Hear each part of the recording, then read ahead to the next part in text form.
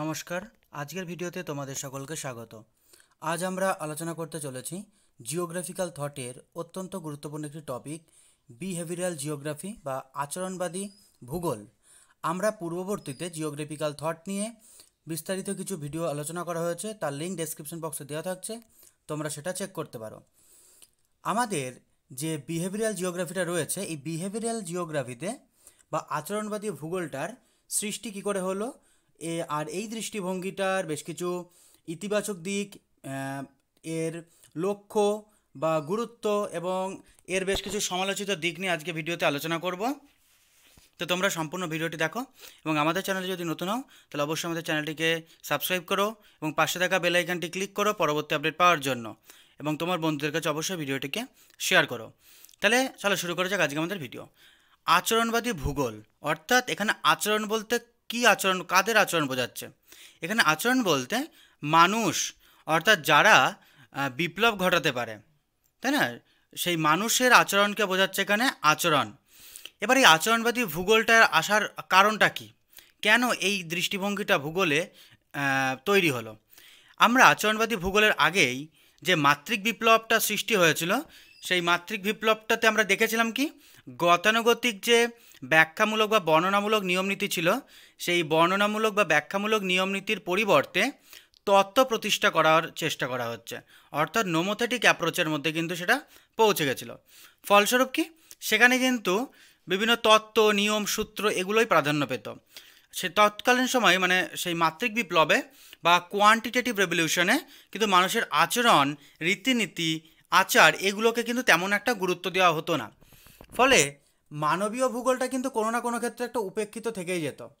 সেই ক্ষেত্রে অর্থাৎ মাত্রিক বিপ্লবের একটা বিরুদ্ধ প্রতিক্রিয়াই হলো এই আচরণবাদী ভূগোল। আশা করি বুঝতে পারলে। মাত্রিক বিপ্লবের সমালোচকরা যারা বলেছিলেন যে মাত্রিক বিপ্লবে মানুষের আচার আচরণকে গুরুত্ব দেওয়া হয়নি, অর্থাৎ এটা আচরণবাদীদের বক্তব্য। কিন্তু মানুষের এই আচার আচরণই কিন্তু পরিবেশের উপর নির্ভরশীল এবং পরিবেশকে নানা রকমভাবে নিয়ন্ত্রণ করে থাকে। আমরা যদি পরিবেশে অর্থাৎ প্রাকৃতিকের ক্ষেত্রে যে মডেলগুলো প্রতিস্থাপন করি, সেই মডেলগুলো একদিক থেকে নতুন ভূগোলের দিগন্ত খোলে ঠিকই, কিন্তু সেখানে কিন্তু মানুষের কোনো ভাবনা, চিন্তাভাবনা, আচার আচরণের কিন্তু প্রভাব থাকে না। ফলস্বরূপ মানবীয় ভূগোলটা কিন্তু উপেক্ষিত থাকে। আর আমরা জানি ভূগোল কিন্তু প্রাকৃতিক মানবিক উভয়ের মানে মিশ্রণ, উভয়কে মিলেই কিন্তু জিওগ্রাফিটা। তাহলে এখানে বলছে 1960-এর দশকের শেষ দিকে যে পজিটিভিজমটা তৈরি হয়েছিল, প্রত্যক্ষবাদ, তার বিকল্প হিসেবে আচরণবাদী ধারণার সূত্রপাত ঘটে। আচরণ ভৌগোলিকরা মাত্রিক বিপ্লবের অবরোহী পদ্ধতির পরিবর্তে আরোহী পদ্ধতির উপর ভিত্তি করে মানুষের বিভিন্ন সিদ্ধান্ত গ্রহণের ব্যাখ্যা দেওয়ার কথা বলে। এটা হচ্ছে আচরণবাদী ভূগোলের বিষয়। এবার এখানে একটা ডায়াগ্রাম দেওয়া রয়েছে, ডায়াগ্রামটা তোমরা অবশ্যই পরীক্ষায় দেবে। দেখো, প্রথমটা যেটা আছে এনভায়রনমেন্ট। এবার এনভায়রনমেন্টের সাথে কোরিলেশন করছে বিহেভিয়ার, আচরণ। এবং যে এখানে যে রাউন্ড শেপ করা হয়েছে, এই রাউন্ড শেপ, এই যে রাউন্ড শেপটা আছে এটা হচ্ছে সোশ্যাল ওয়ার্ল্ড, আর উপরে যেটা আছে এটা হচ্ছে ফেনোমেনাল এনভায়রনমেন্ট, মানে সবগুলো, আর নিচে যেটা হবে সেটা হচ্ছে ফিজিক্যাল এনভায়রনমেন্ট, অর্থাৎ নিচেরটা। তাহলে দেখো সোশ্যাল ফিজিক্যাল দুটো মিলেই কিন্তু একটা বিহেভিয়ারটা তৈরি হচ্ছে। এই ছবিটা কিন্তু তোমরা অবশ্যই দেবে, এটা বিহেভিয়ারাল অ্যাপ্রোচের কিন্তু একটা গুরুত্বপূর্ণ ডায়াগ্রাম। এছাড়া এই বিহেভিয়ারাল জিওগ্রাফি বা আচরণবাদী ভূগোল নিয়ে বিভিন্ন ভৌগোলিক গ্রন্থের মধ্যে নানা রকমের বক্তব্য, মিশ্র প্রতিক্রিয়া লক্ষ্য করা যায়। যেমন 1964 খ্রিস্টাব্দে জুলিয়ান উলপার্ট গবেষণাপত্র থেকে মানবীয় ভূগোলে আচরণবাদী দৃষ্টিভঙ্গির সূত্রপাত করেন। তার মতে মানুষ তার ইন্দ্রিয়ের দ্বারা নিজস্ব জ্ঞানের মাধ্যমে চারিপাশের পরিবেশকে বোঝে, তার থেকে তথ্য সংগ্রহ করে এবং ওই তথ্য সঞ্চয় করে এবং ওই তথ্য বিশ্লেষণ করেই সে সমাধানের পথ বের করে, অর্থাৎ ভবিষ্যৎ সম্পর্কে একটা অনুমান করে। তাহলে কি এখানে উলপাটের বক্তব্যটা কী হচ্ছে? উলপাটের বক্তব্যতে মেনলি বলা হচ্ছে মানুষ তার ইন্দ্রিয়ের দ্বারা নিজস্ব জ্ঞান উৎপন্ন করে চতুর্দিকের পরিবেশ থেকে। তাহলে এখানে প্রাকৃতিক পরিবেশের একটা ভূমিকা থাকছে। এই যে তথ্য সংগ্রহ করছে, সেই সংগৃহীত তথ্যটা সে সঞ্চিত করে এবং পরবর্তীতে সেটা বিশ্লেষণের মাধ্যমেই কিন্তু একটা অনুমান আসে এবং সেই অনুমান থেকে সে নতুন নতুন একটা আচরণ সৃষ্টি করে।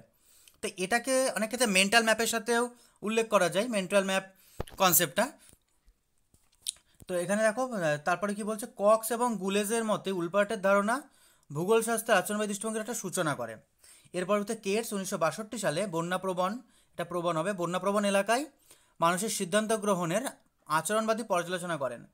পরবর্তীতে বার্টন, কেটস, হোয়াইট, গাউডি, হেগেট প্রমুখ আচরণবাদী দৃষ্টিভঙ্গির ভূমিকা নেয়। অর্থাৎ এখানে কিন্তু মেন্টাল ম্যাপের একটা গুরুত্বপূর্ণ আছে। এই যে হোয়াইট আর গাউডি আছে, এনারা হচ্ছে মেন্টাল ম্যাপের কিন্তু সৃষ্টি। এছাড়া মেন্টাল ম্যাপের সাথে আরেকজনের নাম যুক্ত, যিনি হচ্ছে জুলিয়ান উলপার্ট। এই তিনজন কিন্তু মেন্টাল ম্যাপের সাথে যুক্ত, এটা তোমরা একটু জেনে রাখো। এবার এই যে আমরা বিহেভিয়ারাল জিওগ্রাফিটা পড়ছি, এই আচরণবাদী ভূগোলটার মূল লক্ষ্যটা কী, কী উদ্দেশ্যে এরা তাদের দৃষ্টিভঙ্গিকে জনসমক্ষে আনার চেষ্টা করলো। আমরা প্রথমে জানলাম মাতৃক বিপ্লবকে কিন্তু মূলত এটা সমালোচনা করেছে। কেমন? কারণ মাতৃক বিপ্লবে মানুষের আচার আচরণকে প্রাধান্য দেওয়া হতো না।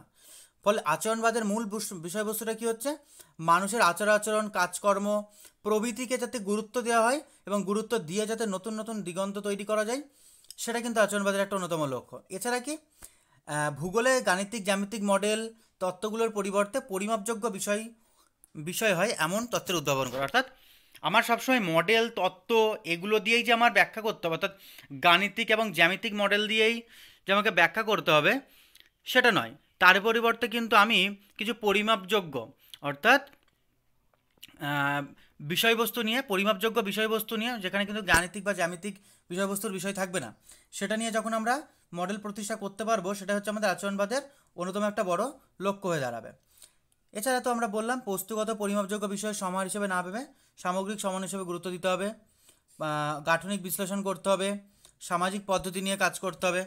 এছাড়া আর কি মানুষের যেটা সবথেকে ভাইটাল, 4 নম্বর দেখো, মানুষের সিদ্ধান্ত গ্রহণ, আচরণ বিশ্লেষণ প্রভৃতিকে কিন্তু প্রাধান্য দিতে হবে। চিরাচরিত সরকারি তথ্যের পরিবর্তে নতুন নতুন তথ্যের অনুসন্ধান করা। অর্থাৎ আমার কাছে যে ডেটাগুলো অ্যাভেলেবেল রয়েছে, পূর্বতে প্রাইমারি ডেটাগুলো রয়েছে বা সরকারি বেশ কিছু তথ্য রয়েছে, সেগুলো কিন্তু অনেক দিন পুরনো হয়ে যাওয়ার ফলে অনেক কিছু সেখানে কিন্তু নতুন নতুন পরিবর্তন ঘটে।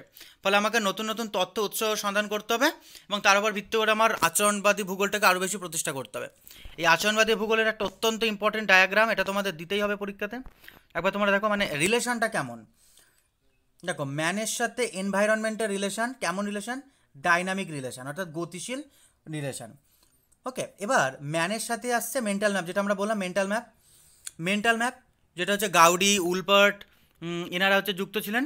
মেন্টাল ম্যাপের সাথে কয়েকটা ইম্পর্টেন্ট টার্ম আছে, দেখো, নলেজ, সোসাইটি, কালচার, এনভায়রনমেন্ট, এগুলো কিন্তু আমাদের মেন্টাল ম্যাপে একটা ইম্পর্টেন্ট ভূমিকা পালন করে। এবার মেন্টাল ম্যাপ থেকে তৈরি হচ্ছে সাবজেক্টিভ ডিসিশন, অর্থাৎ তুমি কোনো একটা বিষয় সম্পর্কে একটা প্রাথমিক ধারণা লাভ করলে, অর্থাৎ তুমি একটা ভূমিকম্প দেখেছো, এবার সেই ভূমিকম্প সম্পর্কে তোমার মনের মধ্যে যে ছাপটা রয়ে গেল, সেই ছাপটাই কিন্তু তোমার মধ্যে মেন্টাল ম্যাপের সৃষ্টি করে। অর্থাৎ কোনো একটা বস্তু সম্পর্কে তুমি যে একটা প্রাথমিক যে ধারণা পাচ্ছ, সেটাই সৃষ্টি করছে।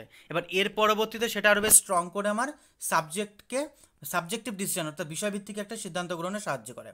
এটা কিন্তু ম্যানের ক্ষেত্রে পুরোটা। এছাড়া আমাদের আছে এনভায়রনমেন্টে কীভাবে ইম্প্যাক্ট ফেলে। এনভায়রনমেন্ট হচ্ছে এখানে ডুয়াল রোল আছে, দ্বৈত রুল, মানে দ্বৈত নিয়ম আছে, ভূমিকা।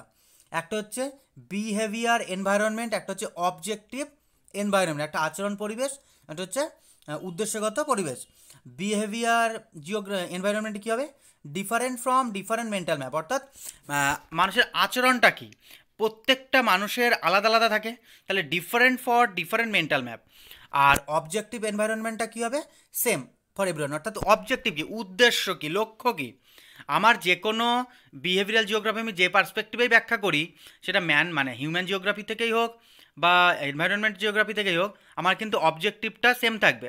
কিন্তু মেন্টাল ম্যাপ তো মানুষের ওপর ভিত্তি করে তৈরি হচ্ছে, তাহলে মেন্টাল ম্যাপটা কিন্তু ডিফারেন্ট, আলাদা আলাদা হবে। এটা কিন্তু বিহেভিয়ারাল জিওগ্রাফির একটা ইম্পর্টেন্ট রিলেশন, এটা তোমরা উল্লেখ করবে।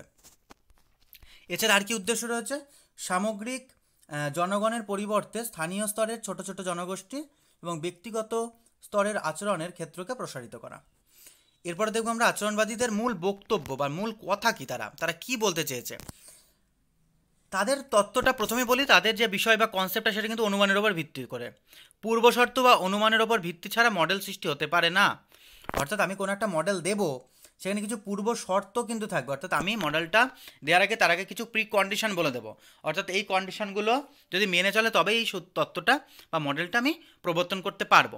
এটা কিন্তু আচরণবাদের মূল বক্তব্যতে বলা হয়। আর যদি এরকম কোনো অনুমান না থাকে তাহলে কিন্তু সেখানে তৈরি করা যাবে না। এছাড়া এরপরে কিছু আচরণবাদে অবাস্তবতা অনুমানের উপর নির্ভর করে এগুলোকে জটিলতাকে বাদ দেওয়া হয়। ওকে। 3 নম্বর বলছে আচরণবাদে বলা হয়ে থাকে তত্ত্বে গঠনের প্রয়োগ থাকবে, কিন্তু এতে মনোবিদ্যাগত ও দার্শনিক চিন্তার মিশ্রণ, অর্থাৎ মনোবিদ্যা এবং দার্শনিক চিন্তার একটা সংমিশ্রণে কিন্তু তৈরি হবে এটা।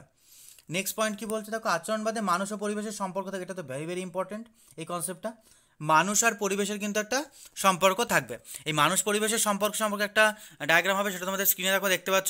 এই ডায়াগ্রামটা কিন্তু তোমরা অবশ্যই এখানে উল্লেখ করবে এটা। এরপর আমরা যেটা দেখব, এই যে বিহেভিয়ারিজম রয়েছে অর্থাৎ আচরণবাদ, এই আচরণবাদের ফিলোজফিক্যাল, যে আমরা বললাম না যে মনোবিদ্যাও থাকবে, দার্শনিক ভাবনাও থাকবে, তাহলে ফিলোজফিক্যাল রুটটা কি দেখব, ঠিক আছে, মানে কোথা থেকে এর মূল ভিত্তি। দেখো বিহেভিয়ারিজম অর্থাৎ আচরণবাদ, এর থেকে আছে ফিলোজফিক্যাল রুট আছে, মানে কিছু দার্শনিক বিষয় রয়েছে। প্রথমে হচ্ছে রিয়েলিজম আছে, তারপর হচ্ছে মেটেরিয়ালিজম, তারপর হচ্ছে রিডাক্সিজম। এবার এখান থেকে রিয়েলিজম আলোচনা করে কি পার্টিকুলার বিহেভিয়ার, একটা বিহেভিয়ার আলোচনা করছে। আর মেটেরিয়ালিজম করছে man as a material object, মানে মানুষকে একটা বস্তু হিসেবে আচরণ করবে। আর রিডাকশনিজম করবে অ্যাসোসিয়েট অফ হিউম্যান অ্যাক্টিভিটিস, অর্থাৎ মানবীয় কার্যাবলী করবে। এবং এখানে কি থাকবে বিহেভিয়ারাল রেসপন্স অফ অ্যানিমাল, অর্থাৎ মানুষের বা পশুর বা প্রাণীর কী থাকবে একটা আচরণগত উদ্দীপনা থাকবে, উদ্দীপক থাকবে। ওকে, এটা কিন্তু তোমরা এখানে উল্লেখ করবে। এটা হচ্ছে বিহেভিয়ারিজম অর্থাৎ আচরণবাদের মূল যে থিম বিষয় সেটা। এরপর আমাদের জানতে হবে এই আচরণবাদটা কি ভূগোলে কোনো ইতিবাচক ভূমিকা রাখতে পারলো, এর কি কিছু কোনো পজিটিভ ইম্প্যাক্ট রয়েছে আমাদের জিওগ্রাফির ক্ষেত্রে? অবশ্যই কিছু পজিটিভ ইম্প্যাক্ট রয়েছে, তাই না? তাহলে সেই পজিটিভ ইম্প্যাক্ট কি, সেটাকে আমরা সার্থকতা বলছি এখানে, বা তোমরা এখানে ইতিবাচকের ভূমিকা বলেও লিখতে পারো বা সাফল্যও বলতে পারো। কি আচরণবাদী ধারণার মাধ্যমে প্রাকৃতিক ভূগোল মানবীয় ভূগোলের মধ্যে সমন্বয় সাধন সম্ভব, তাই না? অর্থাৎ প্রাকৃতিক ভূগোলে কি বলে, প্রাকৃতিকটাই সেরা, এনভায়রনমেন্টটাই সব কিছু।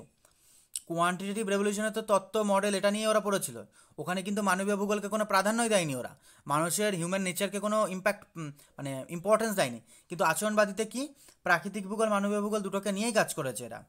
আর 2 নম্বর কি আচরণবাদী দৃষ্টিভঙ্গি অনুযায়ী মানবীয় মূল্যবোধ সামাজিক আচার সংস্কৃতি কিভাবে একটা প্রকৃতিকে নিয়ন্ত্রণ করে সেটা দেখানো যায়। অর্থাৎ মানুষের যে মূল্যবোধ আচার সংস্কৃতি সেটা কিভাবে প্রকৃতিকে নিয়ন্ত্রণ করে সেটা দেখা যাবে। জানো আমরা বিভিন্ন জায়গায় দেখি যে মানুষের মধ্যে তাদের সংস্কৃতিতে পরিবেশের বিভিন্ন উপাদানকে কিন্তু ওয়ার্শিপ অর্থাৎ পূজা অর্চনা করার বা ভক্তি করার একটা অ্যানিমিজম রিলেটেড বিষয়বস্তু রয়েইছে। সর্বপ্রাণবাদে তারা বিশ্বাসী রয়েছে, এখনও লক্ষ্য করা যায় বেশ কিছু জায়গায়। তাহলে সেখানে কিন্তু মানুষের সংস্কৃতি কিন্তু প্রকৃতির ওপরে বা প্রাকৃতিক উপাদানের ওপরে প্রভাব ফেলে, এটা কিন্তু এর একটা ইতিবাচক দিক যেটা এই তত্ত্বে ফুটে উঠেছে। 3 নম্বর কি আচরণবাদে ব্যক্তি মানুষের আচরণের নিখুঁত বিশ্লেষণ ভূগোল শাস্ত্রের আলোচনাকে সমীকরণ থেকে মুক্তি করা, অর্থাৎ মানুষের আচরণের নিখুঁত বিশ্লেষণ, মানুষের আচরণ যে একটা বিষয়বস্তুকে যে একটা মানে পারফেক্ট অ্যানালাইসিস করছে সেটা কিন্তু ভূগোল শাস্ত্রকে আরও বেশি ইম্পর্টেন্স দিয়েছে। এবার যেটা জানবো আচরণবাদী ভূগোলের বেশ কিছু সমালোচনা রয়েছে, অর্থাৎ খারাপ দিক, একে অনেকে সমালোচিত করেছে। কি বলেছে, আচরণবাদী ভূগোল অর্ধ অন্ধ এবং এর ব্যাখ্যা সংকীর্ণ পথে সীমাবদ্ধ। অর্থাৎ এই থ্রিফটে যে বলতে চেয়েছেন আমি যেখানে মডেল দিতে পারবো না সেখানে আমি যে ধরনেরই ব্যাখ্যামূলক বক্তব্য দিই সেটা সীমাবদ্ধ সংকীর্ণ, অর্থাৎ তার কিন্তু আরও ভবিষ্যতে কিছু হতে পারে, সেটা কিন্তু হবে না।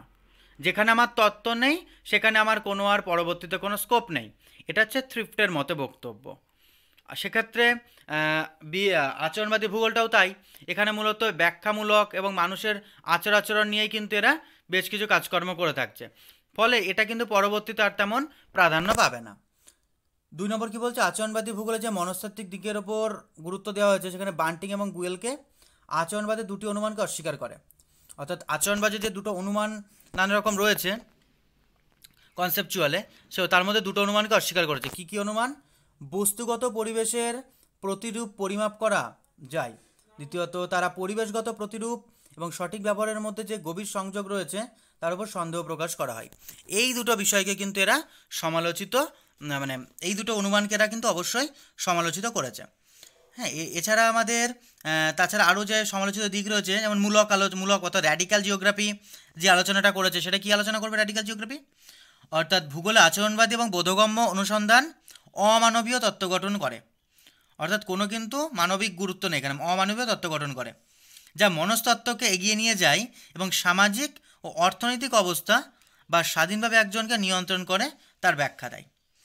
অর্থাৎ মূলক ভূগোলের ক্ষেত্রে মানে র্যাডিক্যাল জিওগ্রাফির ক্ষেত্রেও কিন্তু এই আচরণ ভূগোলটাও বেশ কিছুভাবে সমালোচিত হয়েছে। আশা করি বুঝতে পারলে এটা আমাদের আজকে আচরণবাদী ভূগোল ছিল। এছাড়া আরও কি সমালোচনা রয়েছে, দেখো দুটো সমালোচনা রয়েছে এখানেও। এই মতবাদের জটিলতাকে প্রত্যাখ্যান করা হয়, অর্থাৎ জটিল যে বিষয় রয়েছে সেই বিষয়কে এখানে ব্যাখ্যা না করেই কিন্তু তাকে রিজেক্টেড করে দেওয়া হচ্ছে। এছাড়া মানুষের মানসিকতা, সংখ্যাগত বিশ্লেষণ এর মিশ্রণে বাস্তব সম্ভব না। অর্থাৎ মানুষের মানসিকতা কেমন থাকবে সেটাকে আমি যদি সংখ্যাগত বিশ্লেষণ করার চেষ্টা করি সেটা আমি করতে পারবো না, তাই না? অর্থাৎ মিশ্রণটা বাস্তবে কিন্তু সম্ভব নয়। আচরণবাদীরা বলেছে ঠিকই, কিন্তু বাস্তবে কিন্তু সেটা মানে মিক্স করা সম্ভব নয় তার প্রেক্ষিতে। তো এগুলো ছিল আমাদের আচরণবাদী ভূগোলের বেশ কিছু সমালোচিত দিক। তাহলে আমরা আজকে বিহেভিয়ারাল জিওগ্রাফি নিয়ে আলোচনা করলাম। তাহলে তোমাদের সাথে দেখা হচ্ছে আবার আমাদের পরবর্তী একটা ভিডিও নিয়ে। তাহলে ততক্ষণ তোমরা আমাদের সাথে থাকো, এবং আমাদের চ্যানেল নতুন হলে তাহলে অবশ্যই চ্যানেলটিকে সাবস্ক্রাইব করো এবং পাশে থাকা বেল আইকনটি ক্লিক করো পরবর্তী আপডেট পাওয়ার জন্য। ধন্যবাদ।